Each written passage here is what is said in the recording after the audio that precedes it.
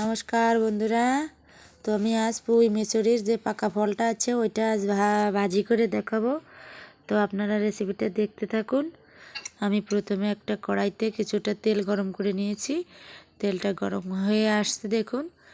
তো আমি তেলের ভিতরে এখন আমি কিছুটা কাঁচা ঝাল চিরা এই দেখুন কুচো কুচো করে বানিয়ে নিয়েছি। তো আমি ঝালটা দিয়ে দিলাম। ঝালটা একটু ভালো করে নেড়েও নিচ্ছি। ঝালটা একটু ভাজা ভাজা হলে ভালো হয়। তো দেখুন ঝালটা ভাজা হয়ে গিয়েছে। আর এই সেই মেচুরি পাকা ফলগুলো তো আমি ভালো করে ধুয়ে পরিষ্কার করে নিয়েছি। আমি এই ফলগুলো কড়াইতে দিয়ে দিলাম।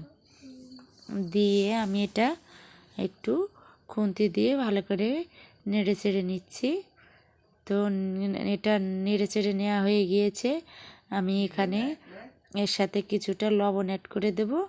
দেখুন লবণটা বেশি দেওয়া যাবে না, যেহেতু ফল কম আমি অল্প করে লবণ দিচ্ছি। আর একটু হলুদের গুঁড়োও দিয়ে দিচ্ছি।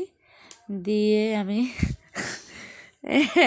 এইটা ভালো করে খুন্তি দিয়ে মিশিয়ে নিচ্ছি। তারপর দেখুন এটা একটু ভালো করে ভেজে নিচ্ছি। তো একটু ভালো অনেকক্ষণ ভাজা হয়ে গিয়েছে দেখুন। এটা রান্না করার জন্য বেশি সময় লাগে না। আর আমি চামচে করে 8 চামচ মতো একটু চিনি অ্যাড করে দিলাম, কারণ চিনিটা হচ্ছে অপশনাল, আপনারা ভালো লাগলে দিতে পারেন। তো আমার একটু চিনি দিলে মিষ্টতা ভাব আসে, যার কারণে খেতে ভালো লাগে, তাই আমি একটু চিনি অ্যাড করে দিয়েছি। দিয়ে এটা চামচের সাহায্যে ভালো করে মিশিয়ে নিচ্ছি। মেশানো হয়ে গিয়েছে দেখুন। এই ফলগুলো একদম নরম হয়ে আসছে।